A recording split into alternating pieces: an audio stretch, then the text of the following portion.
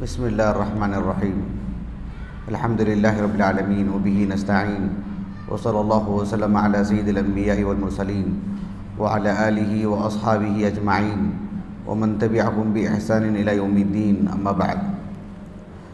آج ہم نے رب العالمین کی توفیق سے، اس کے فضل و کرم سے 14ویں تراویح ہم نے پڑھی اور 14واں جز ربما یود الذین کفروا لو کانوا مسلمین ہم نے مکمل اس جز کا سماعت کیا ہے۔ آج کی تراویح میں سورۃ الحجر اور سورۃ النحل، یہ دو صورتیں ہم نے سنی ہیں۔ سورۃ النحل گزشتہ سال سورۃ النحل سے میں نے ایک آیت کریمہ جو شہد کی مکھی سے متعلق ہے وہ بتایا تھا، اور اس سے قبل اس سورت سے متعلق بھی کچھ باتیں میں نے بتا دی تھیں۔ آج کی اس نشست میں میں سورۃ النحل کی ایک آیت کریمہ ہے، اللہ رب العالمین نے فرمایا فَإِذَا قَرَأْتَ الْقُرْآنَ فَاسْتَعِذْ بِاللَّهِ مِنَ الشَّيْطَانِ الرَّجِيمِ۔ اختصار کے ساتھ، کیونکہ حق یہ ہے کہ اس کو تفصیل سے بیان کیا جائے کسی بھی آیت کو قرآن کی، لیکن یہ جو رمضانیات کا جو انداز ہے، وقت جو متعین ہے، اس میں کوئی ایک آدھ نقطہ بتانے میں ہی یعنی میں سمجھتا ہوں کہ بہتری ہے۔ تو بس اس کا حکم میں آپ کو بتاؤں گا کہ قرآن کی تلاوت سے پہلے اعوذ باللہ من الشیطان الرجیم پڑھنے کا حکم کیا ہے اور اس کے فائدے کیا ہیں، یہ بات میں آپ کے سامنے رکھوں گا۔ یہ جو آیت کریمہ ہے سورۃ النحل کی، اواخر میں ہے۔ اللہ تعالیٰ نے کہا فَإِذَا قَرَأْتَ الْقُرْآنَ فَاسْتَعِذْ بِاللَّهِ مِنَ الشَّيْطَانِ الرَّجِيمِ۔ فَإِذَا قَرَأْتَ الْقُرْآنَ، جب تم قرآن پڑھو، کیا مطلب؟ فَإِذَا أَرَدْتَ قِرَاءَةَ الْقُرْآنِ، جب تم قرآن پڑھنے کا ارادہ کرو، جب قرآن پڑھنے کا ارادہ کرو تو اعوذ باللہ من الشیطان الرجیم پڑھ لیا کرو۔ اب یہ جو آیت کریمہ ہے سورۃ النحل کی ہے، اس کا نمبر کیا ہے؟ یہ جو آیت کریمہ ہے اس کی جو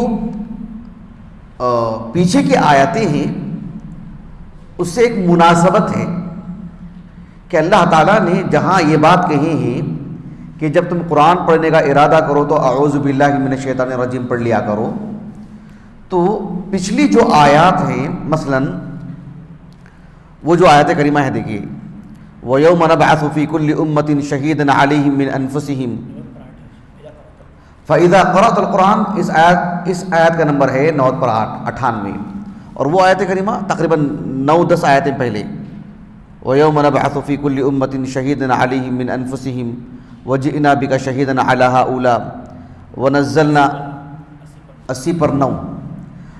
آج جو آیت کریمہ میں آپ کے سامنے جو پڑھ کے سنایا ہوں وہ آیت نمبر 98 9/8۔ میں مناسبت بتا رہا ہوں پچھلی آیتوں سے۔ آیت نمبر 80/9 دیکھو آپ، اس کے نصف سے اللہ تعالیٰ نے کہا وَنَزَّلْنَا عَلَيْكَ الْكِتَابَ تِبْيَانًا لِكُلِّ شَيْءٍ۔ اللہ رب العالمین نے آیت نمبر 80/9 میں قرآن کے نزول کی بات بیان فرمائے کہ ہم نے قرآن نازل کیا، اور پھر قرآن میں کیا کیا بتایا گیا، ان اللہ یأمرکم بالعدل والاحسان، پھر اس کے بعد ایمانیات کا معاملہ، پھر عمل صالح کا معاملہ، کتنی ساری باتیں بیان کی گئی۔ مناسبت بتا رہا ہوں میں آپ کو، قرآن کے نازل ہونے کی بات کی گئی آیت نمبر 80/9 میں، قرآن کے اہم موضوعات کیا ہیں اس کے بعد گفتگو ہوئی ہے، پھر بتایا گیا کہ اب قرآن کو جب تم پڑھنے کا ارادہ کرو تو اعوذ باللہ من الشیطان الرجیم پڑھ لیا کرو۔ مناسبت فَإِذَا قَرَأْتَ الْقُرْآنَ فَاسْتَعِذْ بِاللَّهِ مِنَ الشَّيْطَانِ الرَّجِيمِ۔ متعدد مفسرین نے یہ مناسبت بتائے ہیں اور بھی مناسبتیں بتائی ہیں، فی الحال کے لیے اس نشست میں یہ ایک کافی ہے جو بہت ہی نمایاں ہے۔ اب رہا مسئلہ یہ کہ تلاوت سے پہلے اعوذ باللہ من الشیطان الرجیم پڑھنا مشروع ہے، شرعاً ایک ثابت شدہ امر ہے، کیونکہ نص ہے۔ اللہ تعالیٰ نے کہا فَإِذَا قَرَأْتَ الْقُرْآنَ فَاسْتَعِذْ بِاللَّهِ مِنَ الشَّيْطَانِ الرَّجِيمِ، قرآن پڑھنے سے پہلے، تلاوت سے پہلے، کس سے پہلے؟ جب قرآن پڑھنے کا ارادہ ہو، تلاوت کا ارادہ ہو، تو اعوذ باللہ من الشیطان الرجیم پڑھ لینا چاہیے۔ اہل علم کی بڑی تعداد، جو جمہور اہل علم ہیں، متعدد اصحاب علم، مفسرین، دیگر فقہا، ان سبوں نے کہا کہ فی الصلاۃ و فی خارج الصلاۃ، چاہے وہ نماز کی حالت میں ہو یا نماز کے باہر ہو، جب بھی قرآن پڑھنا چاہتے ہیں تو اعوذ باللہ من الشیطان الرجیم پڑھیں۔ کس بات کے لیے؟ تلاوت کے لیے، چاہے نماز میں ہو چاہے نماز سے باہر ہو۔ نماز میں بھی جب تلاوت شروع کرتے ہیں تو پہلے اعوذ باللہ من الشیطان الرجیم پڑھ لینا چاہیے۔ اچھی طرح بات واضح ہو گیا آپ کو؟ اس لیے کہ بہت سارے، میں عام لوگوں کی تو بات کر ہی نہیں رہا ہوں، میں بہت سارے طلباء کی بات کر رہا ہوں جو درس دیتے ہیں، خطبہ دیتے ہیں، میں ان کی بات کر رہا ہوں۔ اس دقیق فرق کو ملحوظ نہیں رکھ پاتے ہیں کہ تلاوت ایک الگ چیز ہے، استدلال ایک الگ چیز ہے۔ جب ہم درس دیتے نہیں، درس دیتے ہوئے ابھی میں نے کون سی آیت پڑھی؟ میں نے فَإِذَا قَرَأْتَ الْقُرْآنَ فَاسْتَعِذْ بِاللَّهِ مِنَ الشَّيْطَانِ الرَّجِيمِ، میں نے ایک آیت پڑھی نا، میں نے اس سے پہلے میں نے اعوذ باللہ پڑھا۔ میں نے آیت پڑھ رہا ہوں کون سی؟ جب قرآن پڑھو تو کیا کرو؟ اعوذ باللہ من الشیطان الرجیم پڑھو۔ ابھی ہم نے وہی آیت پڑھی، ہم نے اعوذ باللہ پڑھا ہم نے نہیں۔ جب قرآن کی تلاوت کرتے ہیں نا، تلاوت، جب آپ مصحف لے کے بیٹھتے ہو اور تلاوت شروع کر رہے ہیں، یا آپ چلتے پھرتے قرآن پڑھ رہے ہیں، یا نماز میں آپ سورۃ الفاتحہ پڑھ رہے ہیں، ایک ہوتی ہے تلاوت، اس سے پہلے پڑھنا چاہیے اعوذ باللہ من الشیطان الرجیم۔ لیکن آپ جب گفتگو کر رہے ہیں اور گفتگو کرتے ہوئے کہتے ہیں کہ جیسے کہ اللہ رب العالمین نے قرآن میں دعا سکھائی اہدنا الصراط المستقیم، وہ بتانے کے لیے اعوذ باللہ من الشیطان الرجیم یہ پڑھنا نہیں، کیونکہ آپ نے تلاوت نہیں کی، آپ نے بس ایک آیت پڑھی مسئلے کو سمجھانے کے لیے، بطور دلیل آپ نے آیت پڑھی ہے، تلاوت نہیں کر رہے ہیں آپ۔ فرق کرنا چاہیے۔ کچھ لوگ جمعہ کا خطبہ دیتے ہیں اور ان الحمد للہ نحمدہ ونستعینہ، پھر خطبۃ الحاجہ میں 3 آیات پڑھتے ہیں نہیں، سورۃ النساء کی پہلی آیت کریمہ، سورۃ آل عمران کے وسط سے، اور سورۃ الاحزاب کے اواخر میں۔ بعض خطیبوں کو ہم نے دیکھا کہ اس سے پہلے بھی اعوذ باللہ من الشیطان الرجیم پڑھتے ہیں۔ وہ تلاوت نہیں ہے، وہ اللہ کے رسول سے صلی اللہ علیہ وسلم ثابت نہیں کہ آپ نے اس سے پہلے اعوذ باللہ پڑھا ہو، کیونکہ وہ تلاوت نہیں۔ اللہ کے رسول صلی اللہ علیہ وسلم اپنی گفتگو کے درمیان، اپنی کلام کے دوران کتنی مرتبہ قرآن کی آیتیں پڑھی ہیں آپ نے بطور دلیل؟ اس سے پہلے اعوذ باللہ پڑھا آپ نے نہیں۔ بطور دلیل کے گفتگو کے درمیان کوئی آیت پڑھتے ہیں، وہ تلاوت نہیں ہے۔ وہ جب تلاوت کرتے ہیں تب پڑھنا چاہیے اعوذ باللہ من الشیطان الرجیم۔ ایک مسئلہ یہ۔ ایک دوسری بات یہ کہ امام محمد ابن جریر الطبری رحمہ اللہ، انہوں نے تو اجماع نقل کیا ہے کہ قرآن کی تلاوت سے پہلے اعوذ باللہ من الشیطان الرجیم پڑھنا مستحب ہے، حکم کی حد تک۔ اس کا یہ مطلب نہیں ہے کہ نہیں پڑھیں گے تب بھی بات بن جائے گی، اس کو آپ اس کی تخفیف مت کیجیے، اس معاملے کو ہلکا مت کریں۔ حکم کی حد تک ایک حکم کی بات ہے کہ مستحب ہے، اس کے استحباب ہونے پر امام ابن جریر الطبری رحمہ اللہ نے اہل علم کا اجماع تک نقل کیا۔ البتہ اتنی بات ہے کہ اس بات پر سبھی علماء کا اتفاق ہے کہ اعوذ باللہ من الشیطان الرجیم قرآن کی آیت نہیں ہے، وہ قرآن کا حصہ نہیں ہے، وہ قرآن سے خارج ہے۔ جس طرح سے بسم اللہ الرحمن الرحیم وہ قرآن کی آیت بھی ہے، سورت کے آغاز میں بھی پڑھنا ہے، لیکن وہ سورت کا ایک حصہ بھی ہے سورۃ النمل میں۔ لیکن اعوذ باللہ من الشیطان الرجیم بالاتفاق، اس میں دو رائے نہیں ہے، دو قول نہیں ہے، یہ قرآن کی آیت کریمہ نہیں ہے اعوذ باللہ من الشیطان الرجیم۔ ایک لطیف بات جسے ابو عبداللہ القرطبی نے کہا رحمہ اللہ کہ اللہ رب العالمین نے جو حکم دی ہے فَإِذَا قَرَأْتَ الْقُرْآنَ فَاسْتَعِذْ بِاللَّهِ مِنَ الشَّيْطَانِ الرَّجِيمِ، کہ آپ جب قرآن پڑھیں تو شیطان رجیم سے شیطان رجیم کے حق میں اللہ رب العالمین سے استعاذہ کر لیں۔ اچھا، استعاذہ کرے کیسے؟ کن الفاظ میں اللہ سے پناہ مانگی؟ ابو عبداللہ القرطبی رحمہ اللہ نے کہا کہ اس پر اہل علم کہتے ہیں کہ یہی ایک جملہ ہے کہ اعوذ باللہ من الشیطان الرجیم پڑھیں، یہی بندش ہے اس کی، یہی ترکیب ہے، یہی کلمہ ہے کہ کیسے استعاذہ کریں۔ ایسا نہیں کہ مطلب کسی بھی طرح سے استعاذہ کر لیں، اسی نوعیت سے استعاذہ کریں کہ اعوذ باللہ من الشیطان الرجیم۔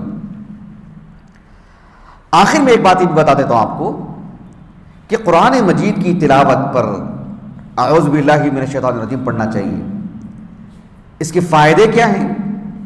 اہل علم نے اس کے خوب فائدے بتائے ہیں۔ حافظ ابن کثیر رحمہ اللہ نے کہا کہ قرآن کی جو تلاوت ہے یہ اشرف الکلام ہے، سب سے محترم کلام ہے، اللہ رب العالمین کا کلام ہے۔ ایک انسان کی دنیا اور آخرت کی بھلائی ہے اس میں، صرف انسان کی نہیں بلکہ اس شیطان رجیم کے لیے بھی اس کلام میں دنیا اور آخرت کی بھلائی ہے۔ لیکن وہ انسانوں کا ازلی دشمن ہے، وہ کیوں کر انسان کو دنیا اور آخرت کی بھلائی سمیٹنے کا موقع دے گا، خلل پیدا کرے گا، وسوسے ڈالے گا۔ کچھ لوگوں کو دیکھو آپ، ابو ہریرہ رضی اللہ عنہ کی زبانی کہتے ہیں کہ کچھ لوگ عبادتوں کے عادی نہیں ہوتے۔ ابو ہریرہ کہتے ہیں رضی اللہ عنہ، کیا کہتے ہیں؟ مسند عبدالرزاق کی روایت ہے، کبھی بتاؤں میں تفصیل سے انشاءاللہ۔ کہتے ہیں کہ کچھ لوگ عبادتوں کے عادی نہیں ہوتے۔ کچھ لوگوں کو دیکھو آپ مصحف لے کر بیٹھتے ہیں قرآن پڑھنے کے لیے، 2 آیتیں پڑھتے ہیں، کچھ بات کرتے رہتے ہیں، 2 آیت پڑھتے ہیں پھر کچھ کام کرتے رہتے ہیں۔ کسی نے گفتگو کر دی بغیر کسی تکلف کے، مصحف بازو میں رکھ دیے، بات کیے، پھر مصحف لے کے بیٹھ گئے۔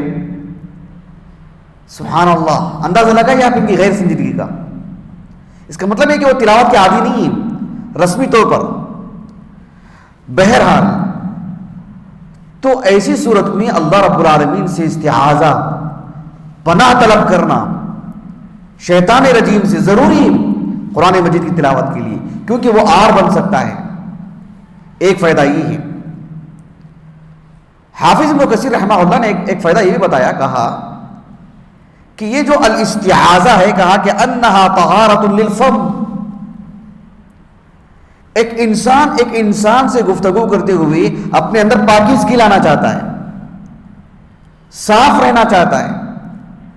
کسی تقریب میں جاتا ہے انسان، کہیں شریک رہتا ہے لوگوں کے ساتھ، پاک صاف رہتا ہے، عطر لگاتا ہے، تاکہ جو ہے کوئی اس سے جو بھی ہو اس کی بو کی وجہ سے دور نہ چلا جائے، اس کی بدبو کی وجہ سے دور نہ چلے جائیں۔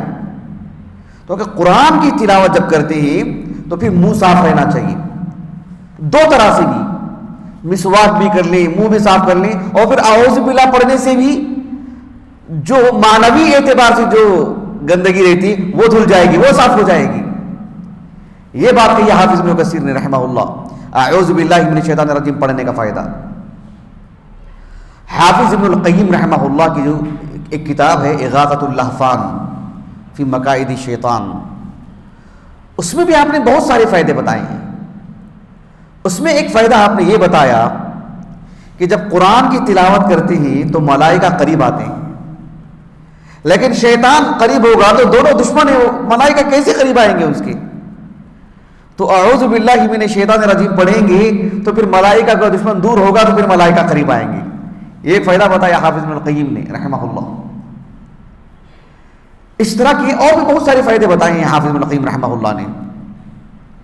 بہرحال حافظ ابن القیم رحمہ اللہ نے جو فائدے بتائے ہیں اس میں سے ایک فائدہ، آخری فائدہ بتا دیتا ہوں، کیونکہ باتیں بہت ہیں ذہن میں، ہر بات بتانا ابھی آسان نہیں ہے۔ ایک فائدہ انہوں نے یہ بتایا کہ اعوذ باللہ من الشیطان الرجیم عنوان ہے، یہ ایک طرح کا عنوان ہے کہ آپ گوئے کہ قرآن کی تلاوت کر رہے ہیں. مثال کے طور پر اذان ہوتی ہے. کس بات کی دلیل ہے؟ اذان کس بات کا عنوان ہے؟ کہ بھئی اس کے بعد کوئی نہ کوئی فرض نماز ہے. اذان ہو رہی ہے، اذان ایک عنوان ہے نا کہ اس کے بعد کون سا معاملہ آنے والا ہے؟ ایک فرض نماز کا. اچھی طرح بات واضح ہوگی آپ کو. ابھی جیسے کوئی آدمی ریلوے اسٹیشن میں کھڑا ہے، اعلان ہو رہا ہے کسی ٹرین کا نام لے کر کے، اس کا نمبر بتا کر کے، اس بات کی دلیل ہے کہ اس گاؤں کو جانے والی ٹرین آ رہی ہے، اس شہر کو جانے والی ٹرین آ رہی ہے. وہ اعلان عنوان ہوتا ہے کسی کے تعارف میں.